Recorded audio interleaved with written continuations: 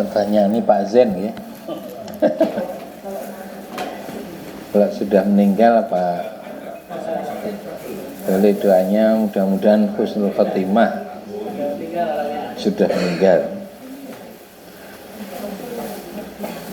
Ada yang mengatakan tidak tepat gitu ya karena sudah meninggal gitu ya.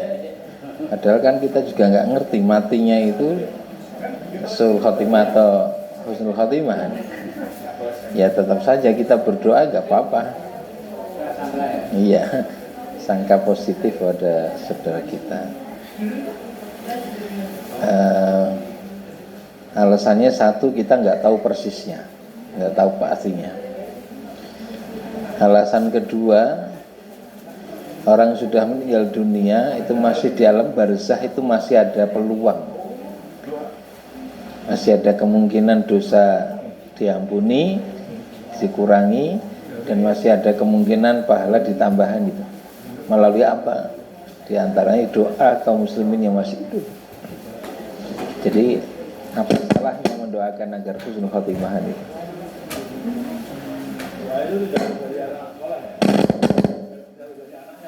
Tidak. Iya, doa dari orang-orang wali ikhwanin.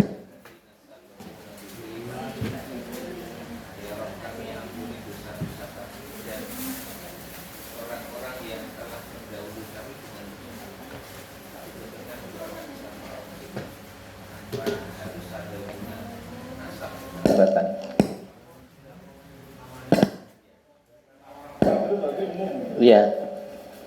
Yang penting ada ikatan iman aja. Ada ikatan keimanan, maka doa permohonan ampunan itu bermanfaat.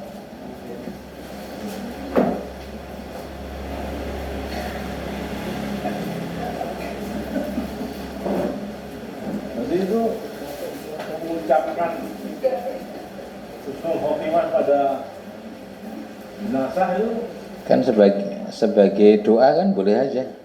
Mudah-mudahan husnul khotimah kan itu. Akhir yang baik, dia sudah berakhir, lewat. Iya, tapi kan kita nggak tahu pastinya benar-benar tuh akhirnya baik atau tidak baik. Kita hanya ngerti lahiriahnya. Kalaupun ada keburukan yang kita lihat pada orang meninggal tadi, justru tuntutan atas diri kita memohonkan ampunan pada Allah. Allahumma ighfir lil muslimina wal muslimat wal mu'minin wal mu'minat, dimohonkan ampunan pada Allah. Terus setiap kali kita masuki area pemakaman dituntunkan doakan juga. Assalamualaikum ahlal diyar atau ahlal kubur. Berarti kan doanya bermanfaat. Ya. Jadi ngapain dituntunkan mendoakan kalau tidak ada manfaat yang didapatkan? Doa kaum muslimin untuk saudara-saudara yang sudah meninggal dunia tetap bermanfaat.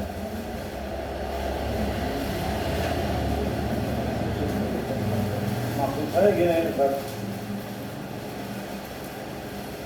Apa husnul khotimahnya itu? Iya.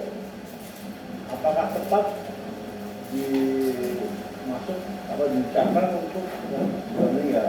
Doanya tetap doa pasti. Iya. Sudah diampuni, tapi kata husnul khotimahnya kan sudah lewat. Ya. Sudah, dia berakhirnya kan 5 menit yang lalu gitu, atau 10 menit atau 1 jam ya. Maksud saya, kita kan tidak tahu persis dia husnul khotimah atau su'ul khotimah kan? Ya, betul. Sehingga sebagai doa tidak ada yang salah. Mudah-mudahan ia meninggalnya dalam keadaan husnul khotimah.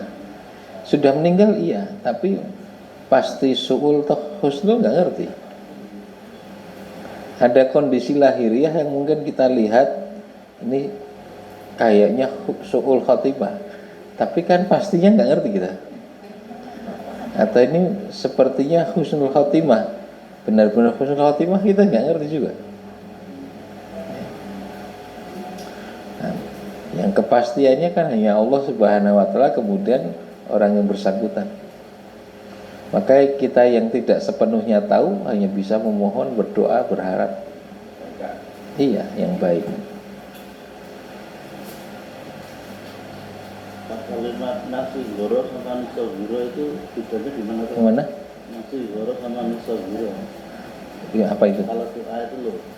Oh, Rabbana fil lana wa li walidayna warhamhuma kama rabbayana shighara. Itu ada yang Kalau shaghira itu tunggal, shighara itu jamak. Kalau yang didoakan bukan hanya orang tua kita, tapi orang tua siapapun, maka shighara, orang tua kami. Jadi banyak ketika kami itu banyak orang, ketika kami masih kecil itu shighara. Tapi kalau ketika aku masih kecil shaghira. Allahumma fili wali walidayya warhamhuma kama rabbayani shaghira. Shaghira karena aku satu orang tunggal. Tapi kalau kami yaitu jamak pakai shighara.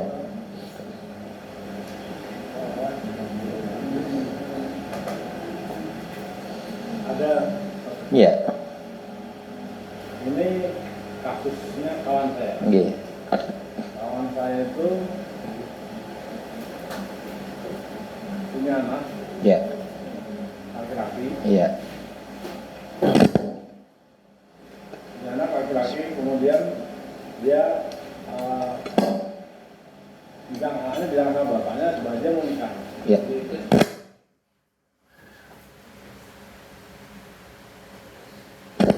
Ya.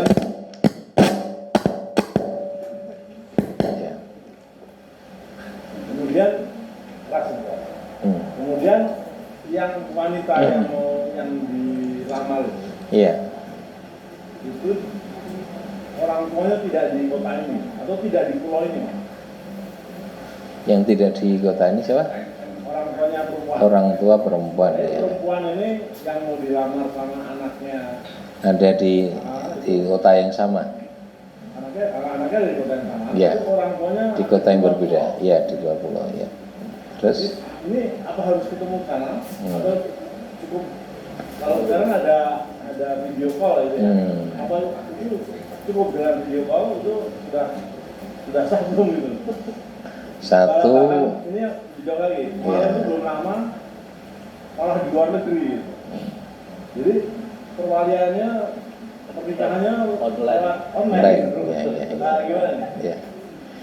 Itu problem pokoknya adalah harus adanya wali kan itu bagi perempuan. La nikaha illa biwaliyin hadisnya. Tidak sah pernikahan kecuali dengan harus adanya wali dari pihak perempuan. Nah, terus pertanyaannya adalah wali ini harus di satu tempat atau boleh di tempat yang berbeda, gitu, ya. Nah, ini kembali kepada maqasid syariah, maksud pensyariatan harus adanya wali itu apa? Karena wanita yang dinikahkan itu dalam kekuasaan walinya yang punya hak untuk menikahkan dengan si fulan kan gitu. Nah, problemnya adalah memastikan dia memang walinya. Kalau pada masa itu kan memang harus ada orangnya, ketemu langsung di tempat yang sama, ya. Nah, kalau tinjauannya pada maqasid syariah, kalau sekarang memang ada sarana yang memungkinkan untuk berkomunikasi dan memastikan itu memang benar-benar walinya, tidak ada kebohongan di situ, maka boleh, ya.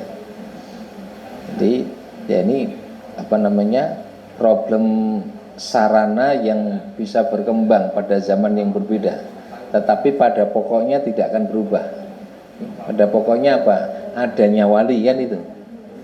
Berarti yang paling pokok memastikan itu memang walinya, nah, kemudian sah.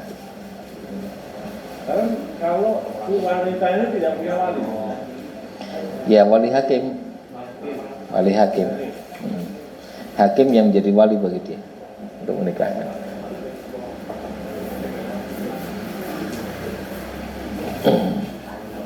Ya, monggo Ibu. Ya, silakan. Monggo Ibu.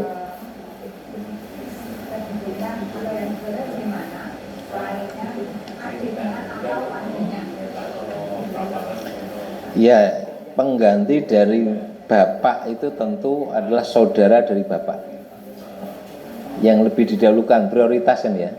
Pak D atau Pak L-nya itu lebih prioritas. bukan ke adiknya, karena hakikatnya pengganti bagi orang tuanya, gitu. Yeah.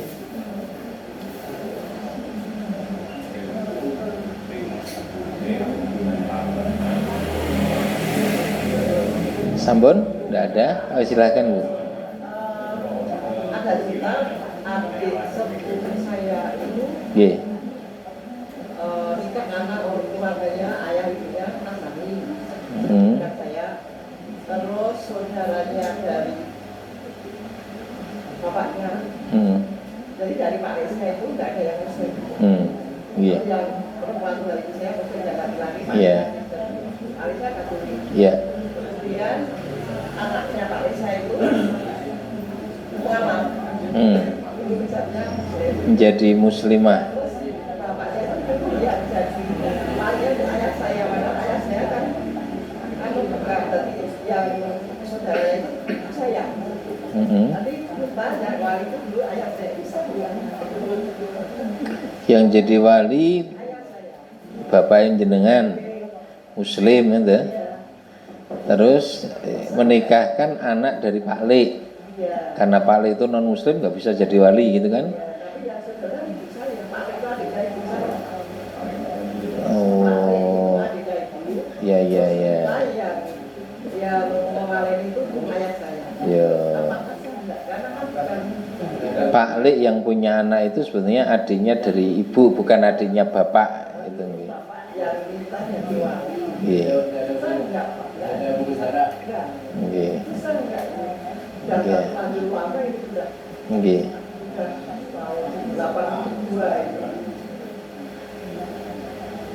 Jadi itu semestinya kan bapak atau kakek atau Pak Le atau Pak D yang hubungan nasabnya dengan bapak kan seharusnya ya. Dengan bapak, bukan dengan ibu. Ya. Nggih.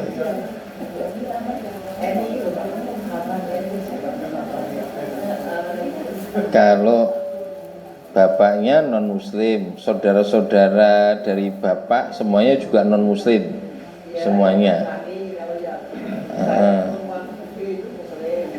Iya, yang jalur yang dari bapaknya yang Nasrani itu, baik adiknya, kakaknya itu non muslim semua. Maksudnya orang tua dari yang perempuan, orang tua dari anak perempuan itu kan non muslim gitu. Saudara dari bapaknya itu juga non muslim semuanya. Enggak, yang laki-laki non muslim. Nah, baik.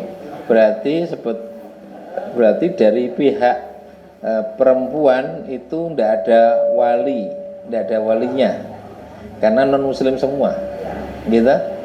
Nah, dalam kasus itu boleh wali hakim, ya wali hakim itu artinya ya, bisa diwakilkan oleh hakim atau juga diwakili mungkin laki-laki yang lain pun tidak masalah. Misalnya dalam hal ini bapak Pak D tapi yang jalur silang ya. Itu boleh kasusnya karena nggih sah, karena memang tidak ada walinya, berarti kebolehannya ada wali hakim. Nggih, pareng itu sah. Ya, nggih. Kecuali ternyata ada walinya yang sah, nah itu yang lebih diutamakan. Nggih. Nggih, silakan Pak Ibu. Nggih.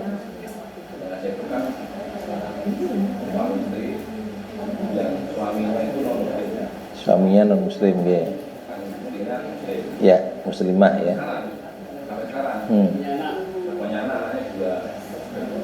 Terus istrinya juga sudah naik. Nah, dulu kan pernah terjadi kalau aku sudah pensiun dari itu Tawasana, artinya di Tawasana, mau pindah ke agama Islam. Yang suaminya, tapi ternyata setelah pensiun nggak pindah. Tetap gitu loh. Padahal kalau kita tahu pada umumnya bahwa tidak kan Tidak sah. Iya. Nah, gitu loh. Nah, kita tidak. Atas itu hukumnya gimana itu Pak? Ini kan sudah naik haji malah kaminya, sudah 2 Iya, iya betul. Jadi mestinya kan pernikahan muslimah dengan non muslim laki-laki kan tidak sah ya, tidak sah. Atau kalaupun misalnya tadinya menikah muslim dan muslimah, tapi dalam perjalanan laki-laki murtad, itu juga otomatis membatalkan hubungan pernikahannya kan gitu. Ya. Nah, tapi dalam kasus-kasus ini orang dulu nggak ngerti masalah agama, beda agama pokoknya itu juga menikah gitu. Sampai beranak bercucu gitu ya. Ini memang ulama berbeda pendapat. Ada yang ini kalau kemudian otomatis pisah atau otomatis dihukumi cerai gitu ya, ada timbangan depan namanya maslahat mursalah dalam istilah fikih. Kemaslahatan bisa dipertimbangkan dalam hal ini untuk menetapkan keabsahan pernikahan keduanya. Nah, walaupun sebagian ulama yang lain kan memilih untuk hilang keabsahan pernikahannya itu ya disebabkan memang tidak ada dalil yang menguatkan keabsahan keduanya dengan keadaan seperti itu. Jadi ya memang kalau fakta fikihnya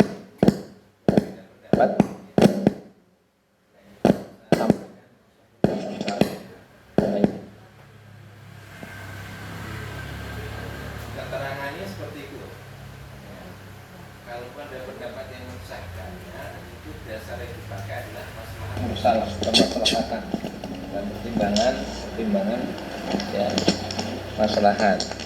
Tapi kalau pendapat mengatakan itu hilang keabsahan pernikahannya karena memang beberapa dalil yang pasti menetapkan larangan menikah dengan orang kafir atau orang musyrik di ayat 221 Al-Baqarah misalnya gitu.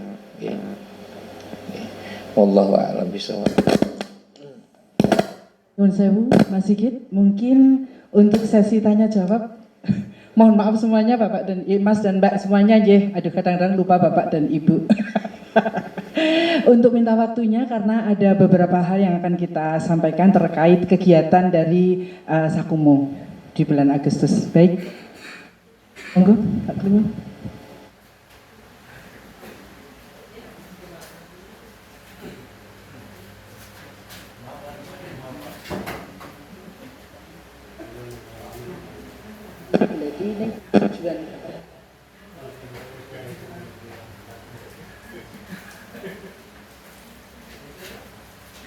Assalamualaikum warahmatullahi wabarakatuh.